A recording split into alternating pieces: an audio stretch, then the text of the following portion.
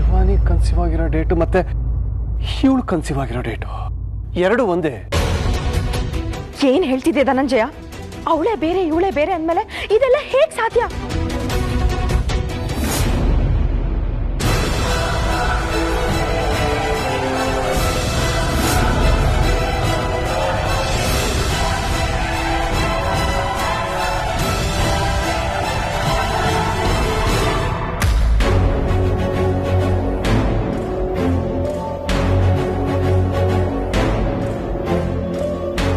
Hello, ನಮಸ್ತೆ doctor.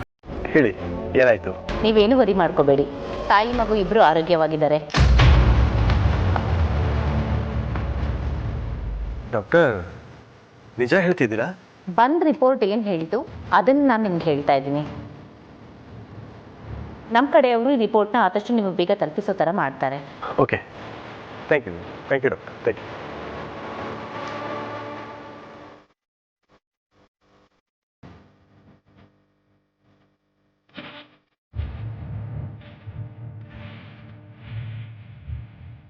ಏನಾಯ್ತು ದಿಗ್ವಿಜಯ?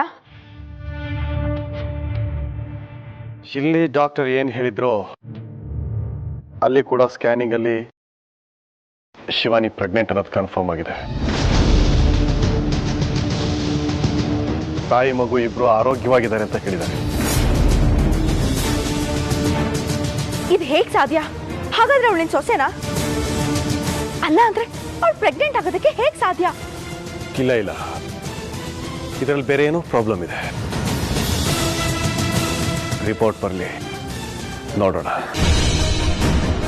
ಆಮೇಲೆ ನನಗನ್ನಿಸ್ತಾ ಇದೆ ಶಿವಾನಿ ಥರದವಳನ್ನೇ ಕರ್ಕೊಂಡು ಬಂದಿದ್ದಾರೆ ಅಂತಂದ್ರೆ ಶಿವಾನಿ ಹಾಗೆ ಪ್ರೆಗ್ನೆಂಟ್ ಆಗಿರೋನು ಪ್ಲಾನ್ ಮಾಡಿರಬಹುದು ಅಲ್ವಾ? ರಿಪೋರ್ಟ್ ಬರಲಿ. ಶಿವಾನಿ ಕನ್ಸೀವ್ ಆಗಿದ್ದಾಳೆ ಅಂತೇಳಿ ಡಾಕ್ಟರ್ ಕನ್ಫರ್ಮ್ ಮಾಡಿದ ಡೇಟ್ ನನಗೆ ಚೆನ್ನಾಗಿ ನೆನಪಿದೆ.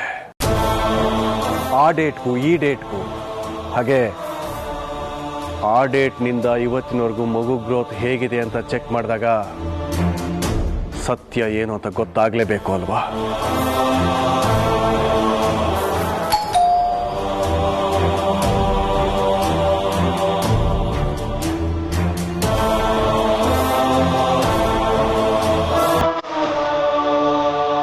ಸರ್, ಧನಂಜಯ ನಿಧಾನ. ಹಾಂ, ನಾನೇ. ರಿಪೋರ್ಟ್ಸ್. ಓಹ್,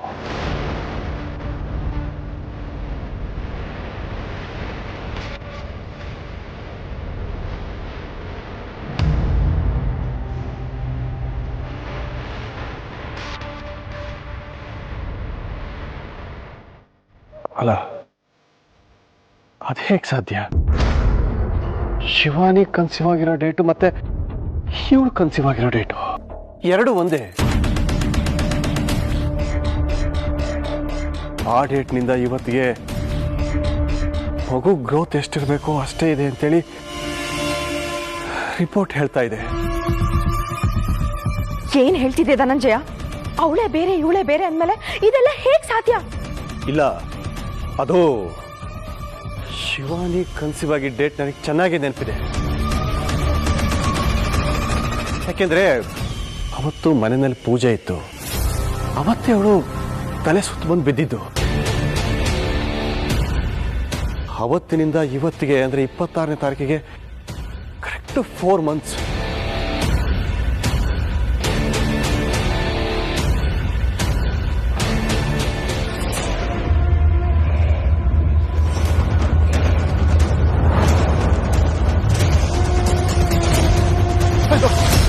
ಏನಾಯ್ತು ದಿಗ್ವಿಜಯ? ಅದರಲ್ಲಿ ಏನಿದೆ? ಅದರಲ್ಲಿ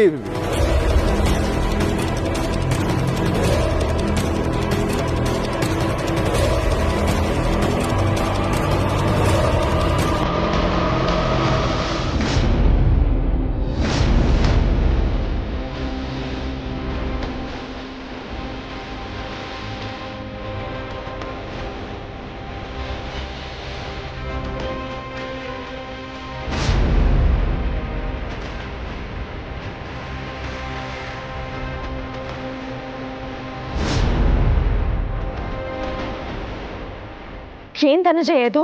ಹಾಗಾದ್ರೆ ಇವಳೇ ನಿನ್ ಸೊಸೆನಾ? ಇವಳು ಒಳಗಡೆ ನಾಗಮಣಿ ಇದೆಯಾ? ಗೊತ್ತಿಲ್ಲ. ಇಲ್ಲ, ಅವಳು ನಿನ್ ಸೊಸೆನೆ. ಅವಳೊಳಗೆ ನಾಗಮಣಿ ಇದೆ. ಇವಳು ನಾಗಿಣಿ ಆಗಿದ್ರಿಂದಾನೆ ಅವಳ ಮಗು ಹಾವಿನ ರೂಪದಲ್ಲಿ ನಮಗ್ ಕಾಣಿಸ್ತಾ ಇದೆ.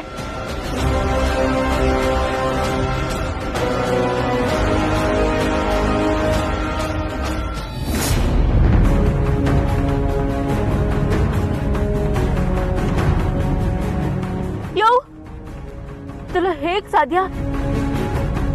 ನನ್ಗಂತೂ ನಂಬಕ್ಕೆ ಆಗ್ತಿಲ್ಲ. ನೀನ್ ನೋಡಿದ್ರೆ ಆರಾಮಾಗಿ ಕಾರ್ ಓಡಿಸ್ತಾ ಇದ್ಯಾ. ನನ್ ಗೊಂದಲ, ನನ್ ಒದ್ದಾಟ ನಿನ್ಗೆ ಅರ್ಥನೇ ಆಗ್ತಿಲ್ವಾ? ಮನೇಲೇನೋ ಸರಿ, ಆ ಡಾಕ್ಟರ್ ನಿನ್ ಪರವಾಗಿ ಮಾತಾಡಿದ್ರು, ಆದ್ರೆ ಈಗ ಮಿಷಿನ್ ತಪ್ಪು ಮಾಡುತ್ತಾ? ನನ್ನ ಹೋಟೆಲ್ ಮಗು ಹೇಗೆ ಬಂತು? ಮಾತಾಡಿದ್ರೆ ಸರಿ, ಇಲ್ಲಾಂದ್ರೆ ನನಗಾಗ್ತಿರೋ ಟೆನ್ಷನ್ಗೆ ಕಾರ್ ಡೋರ್ ಓಪನ್ ಮಾಡಿ ಜಂಪ್ ಮಾಡ್ಬಿಡ್ತೀನಿ. ಮಾತಾಡಯ್ಯ, ಡಾಕ್ಟ್ರು ಏನಂದ್ರು ಅಂತ ಹೇಳು. ಅಷ್ಟೊಂದು ಟೆನ್ಷನ್ ಆಗ್ಬೇಡ, ಏನಂತ ದೊಡ್ಡ ವಿಷಯ ಅಲ್ಲ ಇದು. ಇದೆಲ್ಲ ಸೆಟ್ಟಿಂಗ್. ಇದು ನೋಡೋ, ಪ್ರಪಂಚದಲ್ಲಿ ಯಾವ್ದನ್ ಬೇಕಾದ್ರೂ ಕ್ರಿಯೇಟ್ ಮಾಡಿ ತೋರಿಸ್ಬೋದು. ಇದೆಲ್ಲ ನಾನೇ ಮಾಡಿಸಿದ ಸೆಟ್ಟಿಂಗು.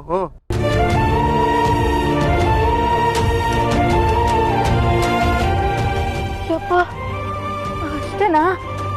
ಮೊದ್ಲೇ ಹೆಡ್ ಸಾಯುತ್ತಾನೆ ಕುಲ್ಡು.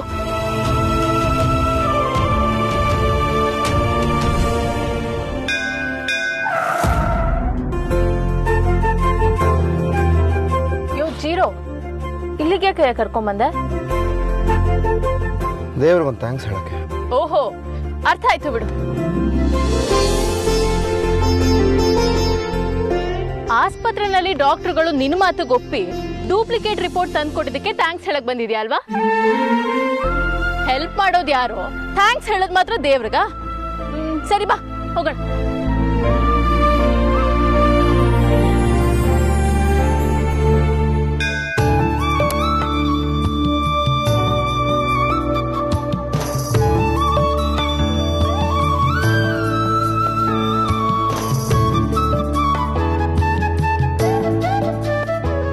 ದೇವ್ರೆ, ನನ್ನ ತುಂಬಾ ಚೆನ್ನಾಗಿಟ್ಟಿರು. ಯಾವತ್ತು ನಾನು ನಿನ್ನ ಹತ್ರ ಬಂದು ನಿನ್ನ ಬೇಡ್ಕೊಳ್ಳೋ ಸ್ಥಿತಿ ಬರಲೇಬಾರದು. ಆ ರೇಂಜ್ಗೆ ಆಯಸ್ಸು, ಆರೋಗ್ಯ, ಐಶ್ವರ್ಯ, ಸುಖ, ಸಂಪತ್ತು ಎಲ್ಲ ಕೊಟ್ಟು ಆಶೀರ್ವಾದ ಮಾಡ. ದೇವ್ರೆ, ಶಿವಾನಿ ದೂರ ಆದಾಗ ನನಗೆ ನನ್ನ ಮೇಲಿದ್ದ ನಂಬಿಕೆ ಎಲ್ಲ ಸತ್ತ ಹೋಗಿತ್ತು. ಆವತ್ತಿಂದ ನನಗೆ ಕೈಯೇ ಮುಗಿದಿರಲಿಲ್ಲ. ಆದರೆ ಇವಾಗ ಮತ್ತೆ ಬಂದಿದ್ದೀನಿ. ಯಾಕಂದ್ರೆ ಎಲ್ಲ ಪ್ರಶ್ನೆಗಳು ನೀವೇ, ಅದಕ್ಕಿರೋ ಉತ್ತರನೂ ನಾನೇ. ನನಗೆ ತುಂಬ ನಂಬಿದ್ದೀನಿ. ಆದರೆ ಯಾವತ್ತೂ ನಾನು ಪವಾಡಗಳನ್ನು ನಂಬಿದವನಲ್ಲ. ಆದರೆ ಇತ್ತೀಚೆಗೆ ನನ್ನ ಜೀವನದಲ್ಲಿ ಬರೀ ಪವಾಡಗಳೇ ನಡೀತಾ ಇದೆ. ಇದೆಲ್ಲ ನಿಂದಿನೇನೆ ಅಂತ ನನಗೆ ಗೊತ್ತಿದೆ. ನೀನು ಒಂದ್ಸರಿ ಕೈ ಕೊಟ್ಟಿದ್ದನ್ನ ಯಾವತ್ತೂ ಕಿತ್ಕೊಳ್ಳೋದಿಲ್ಲ ಅಂತ ನನಗೆ ಅರ್ಥ ಆಗ್ತಾ ಇದೆ. ಇಲ್ಲಿರೋ ಶೈಲು ನನ್ನ ಶಿವಾನಿಯ ರೂಪ ಮಾತ್ರ ಅನ್ಕೊಂಡಿದ್ದೆ. ಆದರೆ ಅವಳ ಹೊಟ್ಟೆನಲ್ಲಿ ನನ್ನ ಮಗು ಅದೇ ರೂಪದಲ್ಲಿದೆ. ಅಂದ್ರೆ ಇವಳು ನನ್ನ ಶಿವಾನಿ ತಾನೆ.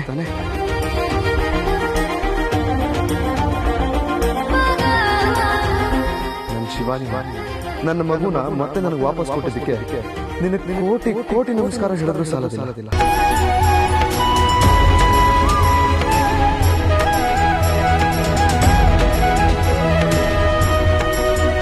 ಎಂಗೇಜ್ಮೆಂಟ್ ಆಗಿಲ್ಲ, ಮ್ಯಾರೇಜ್ ಆಗಿಲ್ಲ, ಫಸ್ಟ್ ನೈಟ್ ಆಗಿಲ್ಲ, ಹನಿಮೂನ್ ಅಂತೂ ಆಗ್ಲೇ ಇಲ್ಲ.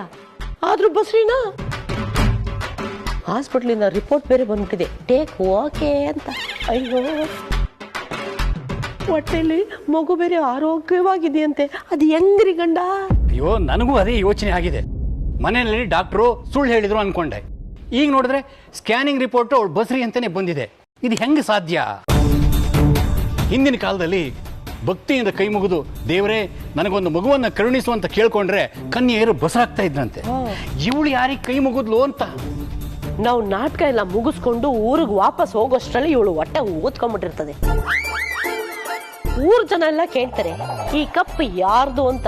ನಾವ್ ಯಾರ್ದು ಅಂತ ಹೇಳೋಣ. ಅಷ್ಟಕ್ಕೂ ಈ ಕಪ್ಪು ಯಾರ್ದು? ಯಾರೋ ತಪ್ಪು ಮಾಡಿದ್ರು, ಇನ್ ಯಾರ ಕೈಯಲ್ಲೋ ಚಿಪ್ಪ? ಹೇ, ಆ ತ್ರಿಶೂಲ್ ಇರ್ಬೋದಾ? ಸುಮ್ನಿರ್ರಿ, ಅದೆಂಗ್ರಿ ಸಾಧ್ಯ? ತ್ರಿಶೂಲ್ ಸಿಕ್ಕೆ 2 ತಿಂಗಳಾಯ್ತು. ಅವಳು ನೋಡಿದ್ರೆ 4 ತಿಂಗಳು ಬಸ್ರಿ.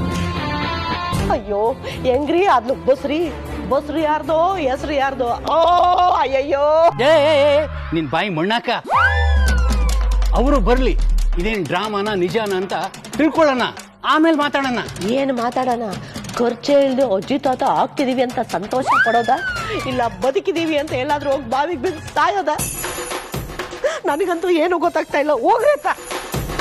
ಓ ಏ ಪಂಕು, ನಾನು ಬಂದೆ ಇರೇ.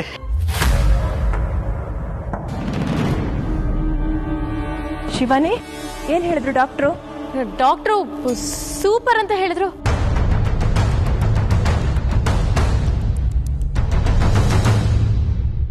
ಯಾರ್ ಸೂಪರು? ನೀನಾ ನಿನ್ ಮಗುನಾ? ಇಬ್ರು. ನಮಗೂ ಫೋನ್ ಮಾಡಿದ್ರಮ್ಮ, ಮಗು ಆರೋಗ್ಯ ತುಂಬಾ ಚೆನ್ನಾಗಿದೆ ಅಂತೆ. ಹೊಟ್ಟೆಲಿರೋ ಮಗುನ ಒಬ್ಳು ತಾಯಿ ಹೇಗ್ ಆರೈಕೆ ಮಾಡ್ಬೇಕು ಅನ್ನೋದಕ್ಕೆ ಎಕ್ಸಾಂಪಲ್ ನೀನೆ ಅಂತಾನು ಹೇಳಿದ್ರು.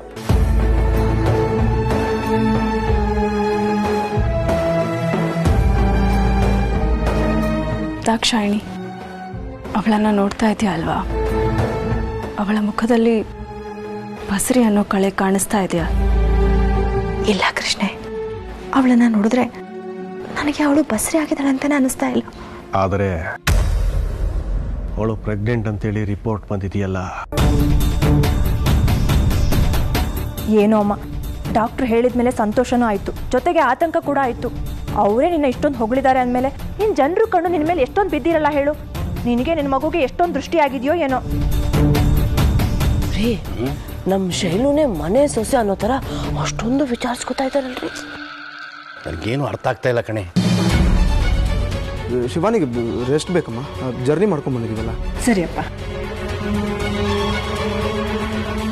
ಈ ಜೀರೋ, ಈ ಡ್ರಾಮಾನು ಸೆಟ್ಟಿಂಗ್ ತಾನೆ? ಹಾಂ ಹೌದು.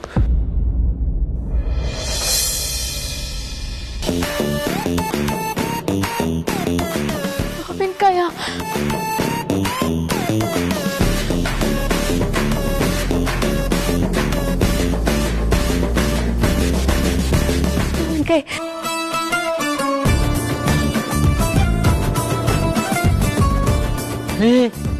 ಹುಳಿ ಮಾವಿನಕಾಯಿ ತಿಂತಿದ್ದಾಳೆ. ಶಿವಾನಿ, ಇರಮ್ಮ, ಕಟ್ ಮಾಡ್ಕೊಡ್ತೀನಿ. ಬೇಡ ಬೇಡ, ಹಂಗೆ ತಿಂತೀನಿ, ಚೆನ್ನಾಗಿದೆ.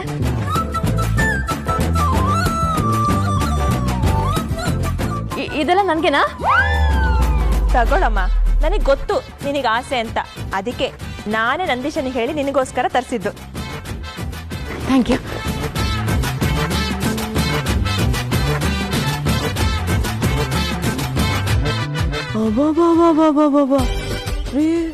ಏನ್ ಆಕ್ಟಿಂಗ್ ಮಾಡ್ತಾಳೆ ಕಣ್ರಿ. ಏ ಪಂಕು, ಅವಳು ನೋಡಿದ್ರೆ ಆಕ್ಟಿಂಗ್ ಮಾಡೋರ್ ತರ ಕಾಣಿಸ್ತಾ ಇದ್ಯಾ. ನೀನು ಬಸರಾಗಿದ್ದಾಗ ಎಷ್ಟೊಂದು ಮಾವಿನಕಾಯಿ ತಿಂತಾ ಇದ್ದೆ ಅಲ್ವಾ? ಗಾಡಿಗಟ್ಲೆ ತಿಂತಾ ಇದ್ದೆ. ನನಗೆ ಯಾಕೋ ಡೌಟ್ ಕಣೆ, ಏನು ಇವಳು ಬಸರಿ ತರ ಆಕ್ಟ್ ಮಾಡ್ತಾ ಇಲ್ಲ, ನಿಜವಾಗ್ಲೂ ಬಸರಿ ಏನು ಅಂತ.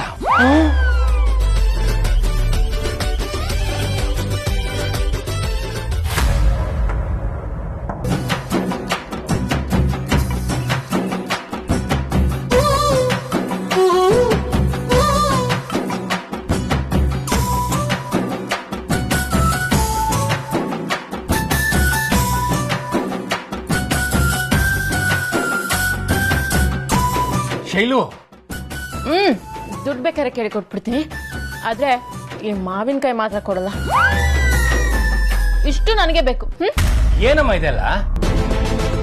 ಶೈಲು, ಏನಿದು ಹೊಟ್ಟೆಲಿ 10 ಮಕ್ಳು ಇರೋ ತರ ತಿಂತಿದ್ಯಲ್ಲ? ಅಯ್ಯೋ, ಏನ್ ನಿಮ್ ಪ್ರಾಬ್ಲಮ್ಮು?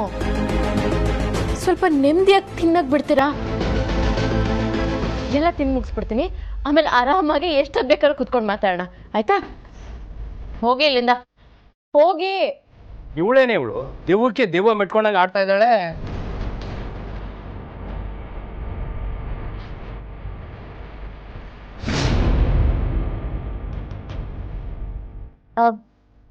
ಇದೇನಿದು ಮಾವಿನಕಾಯಿ?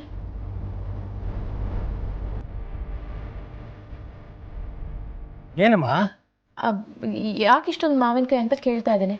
ಪ್ರೆಗ್ನೆಂಟ್ ತರ ಆಕ್ಟ್ ಮಾಡೋ ಅಂದ್ರೆ ಪರವಾಗಿಲ್ಲ, ನೀನ್ ನೋಡಿದ್ರೆ ನಿನ್ನ ಬೈಕೆಗಳು ನಿನ್ನ ಆಸೆಗಳೆಲ್ಲ ತೀರ್ಸ್ಕೊತಾ ಇದ್ರೆ ನಿಜವಾಗ್ಲೂ ನೀನ್ ಪ್ರೆಗ್ನೆಂಟೇ ಅನ್ಸುತ್ತೆ. ಅಯ್ಯಯ್ಯೋ, ಯಾಕೆ ಗಾಬರಿ ಮಾಡ್ಕೋತಾ ಇದ್ದೀರಾ? Don't worry, be happy. ಅಲ್ಲ, ಆದ್ರೂ ಇಷ್ಟೊಂದು ಮಾವಿನಕಾಯಿ ತಿಂದ್ರೆ ಹೊಟ್ಟೆ ಕೆಡಲ್ವಾ ಅಂತ. ಇದನ್ನ ತಿಂದ್ರೆ ನನ್ನ ಕತೆ ಅಷ್ಟೆ. ಒಂದು ವಾರ ಉಪವಾಸ ಇದ್ದ ಪ್ರಾಣಿಗೆ ಊಟದ ಉಗ್ರಾಣನೇ ಸಿಕ್ಕದಂಗೆ ಆಡ್ತಾ ಇದ್ದವಳು ಇವಾಗ ನಮಗ್ ಬೈತಾ ಇದೀಯಾ? ನಾನ್ ತಿನ್ನ? ಅಯ್ಯೋ ನೀನೇ ಕಣಮ್ಮ, ಈಗಲೇ ತಿಂದಾಕ್ಬಿಡ್ತೀನಿ ಅಂತ ಹೇಳ್ತಿದ್ದವಳು ನೀನೇ. ಏನಮ್ಮ ಶೈಲು, ಏನ್ ನಿನ್ ಕತೆ? ಡಾಕ್ಟರ್ ಬೇರೆ ನಿನ್ನ ಪ್ರೆಗ್ನೆಂಟ್ ಅಂತ ರಿಪೋರ್ಟ್ ಬೇರೆ ಕೊಟ್ಬಿಟ್ಟಿದ್ದಾರೆ. ಸ್ಕ್ಯಾನಿಂಗ್ ರಿಪೋರ್ಟ್ ನೀನ್ ಬಸ್ರಿ ಅಂತಾನೆ ಬಂದಿದೆ.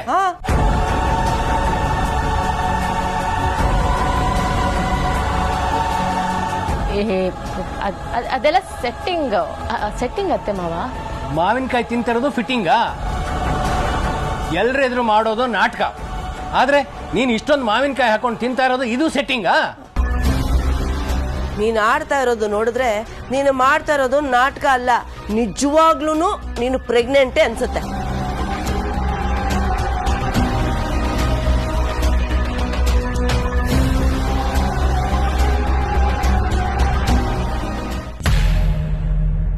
ಅವತ್ತು ಶಿವಾನಿ ಪ್ರೆಗ್ನೆಂಟ್ ಆಗಿದ್ಲು, ಇವತ್ತು ಶೈಲೂನು. ಇದೆಲ್ಲ ನಡೆಯೋದಕ್ಕೆ ಹೇಗೋ ಸಾಧ್ಯ? ನನ್ಗಂತೂ ನಂಬೋದಕ್ಕಾಗ್ತಾ ಇಲ್ಲ. ಅದ್ರಲ್ಲೂ ಶೈಲು ಪ್ರೆಗ್ನೆಂಟ್ ಇರೋದು ಅವಳಿಗೆ ಗೊತ್ತಿಲ್ಲ. ಅದೇ ನನಗೆ ಕಾಡ್ತಾ ಇರೋ ಪ್ರಶ್ನೆ. ನನಗೂ ಅದೇ ನಂಬಕ್ಕಾಗ್ತಾ ಇಲ್ಲಮ್ಮ. ಆವತ್ತು ಶಿವಾನಿ ಪ್ರೆಗ್ನೆಂಟ್ ಆಗಿದ್ಲು, ಇವಾಗ ಶೈಲು ಪ್ರೆಗ್ನೆಂಟ್ ಆಗಿದ್ದಾಳೆ. ಇದೇ ನನ್ನ ಗೊಂದಲ ಕಾರಣ. ನಾನು ಶಿವಾನಿ ಬದುಕಿದಿದ್ರೆ ಅವಳು ಹೊಟ್ಟೆನಲ್ಲಿರೋ ಮಗುಗೆ ಎಷ್ಟು ಬೆಳವಣಿಗೆ ಆಗಿರ್ತಾ ಇತ್ತು, ಇವಾಗ ಶೈಲು ಮಗುಗೂ ಅಷ್ಟೇ ಬೆಳವಣಿಗೆ ಆಗಿದೆ. ಹೇಗಮ್ಮ ಸಾಧ್ಯ ಇದು? ಏನೋಪ್ಪ, ಇದೆಲ್ಲ ಒಂಥರ ಅದ್ಭುತ ಅಂತ ಅನಿಸ್ತಾ ಇದೆ. ಅಮ್ಮ, ಶಿವಾನಿ ಹೊಟ್ಟೆನಲ್ಲಿ ನಾನು ಅವತ್ತು ಮಗು ನೋಡಿದಾಗ ನನಗೆ ಅದೇನೋ ಒಂಥರ ವಿಶೇಷವಾಗಿ ಕಾಣಿಸಿತ್ತು. ಇವತ್ತು ಶೈಲು ಹೊಟ್ಟೆನಲ್ಲಿ ನೋಡಿದ ನನ್ನ ಮಗು ಅದು ಅದೇ ಥರ ವಿಶೇಷವಾಗಿತ್ತು. ಅದು ಹೇಗೆ ಅಂತ ನಿನಗೆ ಹೇಗೆ ಹೇಳಿ? ಸರಿನಪ್ಪ, ಒಟ್ಟಾರೆಯಾಗಿ ಇದ್ರ ಅರ್ಥ ಏನು? ದೂರ ಹೋಗಿರೋ ಶಿವಾನಿ ಮತ್ತೆ ಬಂದಿದ್ದಾಳ. ಅವಳು ಹೊಟ್ಟೆಲಿದ್ದ ಮಗುನ ಅಷ್ಟೇ ಜೋಪಾನವಾಗಿ ವಾಪಸ್ ಕರ್ಕೊಂಡ್ ಬಂದಿದ್ದಾಳ. ಯಾವುದು ಗೊತ್ತಾಗ್ತಾ ಇಲ್ಲಮ್ಮ. ಆದ್ರೆ ನನ್ನ ಮನಸ್ಸು ಒತ್ತಿ ಒತ್ತಿ ಹೇಳ್ತಾ ಇದೆ, ಬಂದಿರೋದು ಶೈಲು ಅಲ್ಲ, ನನ್ನ ಶಿವಾನಿನೇ ಅಂತ. ಮಾ, ಇದೇ ನಿಜ ಆಗ್ಲಿ ಅಂತ ನನಗೆ ತುಂಬಾ ಅನಿಸ್ತಾ ಇದೆ.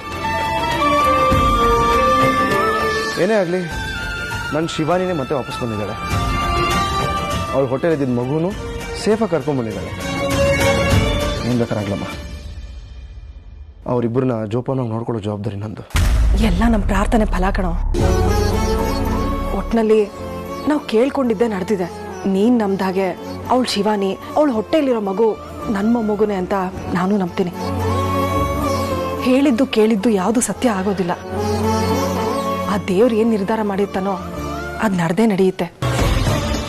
ಶಿವಾನಿ ವಿಚಾರಕ್ಕೆ ಶೈಲುನೇ ಉತ್ತರ ಅನ್ನೋದಾಗಿದ್ರೆ ಅದಕ್ಕೆ ನಾವು ಏನ್ ಮಾಡೋದಕ್ಕೆ ಸಾಧ್ಯ ಹೇಳು? ಎಲ್ಲ ಸರಿ ಹೋಗುತ್ತೆ ಬಿಡು ಮಗ್ನೆ.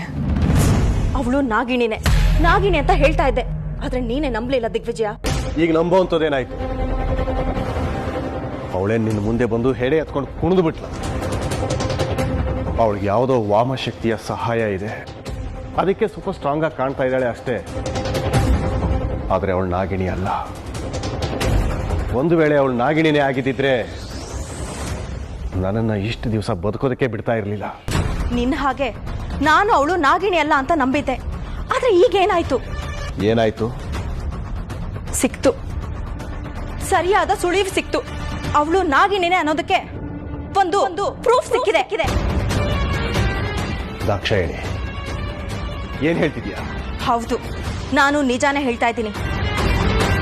ಅವಳು ವರ್ತನೆ ನೋಡಿದ್ರೆ ಅದು ನಾಟಕ ಅಂತ ಅನಿಸ್ತಾ ಇಲ್ಲ. ಅವಳದು ಸಹಜವಾದ ವರ್ತನೆನೇ ಅಂತ ಅನಿಸ್ತಾ ಇದೆ. ಕೃಷ್ಣೇ,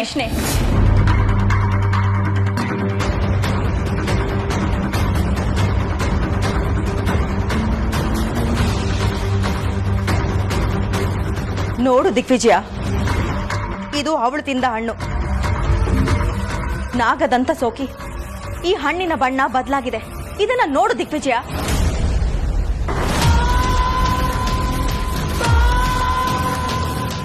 ಇದು ಕಾರ್ಕೋಟಕ ವಿಷ. ಇದು ಹಾವಿನಲ್ಲಿ ಮಾತ್ರ ಇರೋ ವಿಷ. ಈ ವಿಷ ಹಣ್ಣಿಗೆ ಸೋಕಿದಾಗ ಇದರ ಬಣ್ಣ ಬದಲಾಗತ್ತೆ.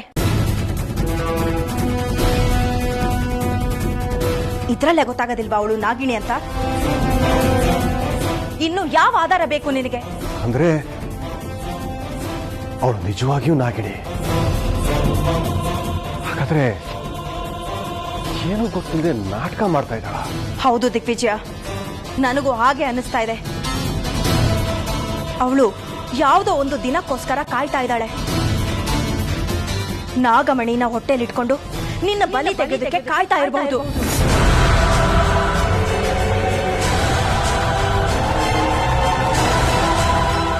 ಹಾಗಾದ್ರೆ ಏನ್ ಮಾಡೋದೀಗ? ಅವಳಿಂದ ತಪ್ಪಿಸ್ಕೊಳ್ಳೋದಾದ್ರೂ ಹೇಗೆ? ತಪ್ಪಿಸ್ಕೊಳ್ಳೋದಲ್ಲ, ಅವಳನ್ನ ಸಾಯಿಸೋದು. ಇವತ್ತು ರಾತ್ರಿನೇ ಅವಳನ್ನ ಸಾಯಿಸಿ ಅವಳು ಹೊಟ್ಟೆಯಲ್ಲಿರೋ ನಾಗಮಣಿನ ಆಚೆ ತೆಗಿಬೇಕು. ಆದರೆ ಅದು ಅಷ್ಟು ಸುಲಭ ಅಲ್ಲ. ಅವಳು ನಾಗಿಣಿ, ಅವಳಿಗೆ ಆ ಶಕ್ತಿ ಇದೆ. ಅವಳಿಗೆ ಆ ಶಕ್ತಿ ಇದ್ರೆ ಆ ಶಕ್ತಿನ ಮೆಟ್ಟನಿಲ್ಲ ಯುಕ್ತಿ ನನಗಿದೆ. ಇವತ್ತೇ ಅವಳ ಕೊನೆ ದಿನ. ಅವಳು ಸುಪ್ಪರ್ತಿಲಿರೋ ನಾಗಮಣಿನ ಪಡೆಯೋ ದಿನ.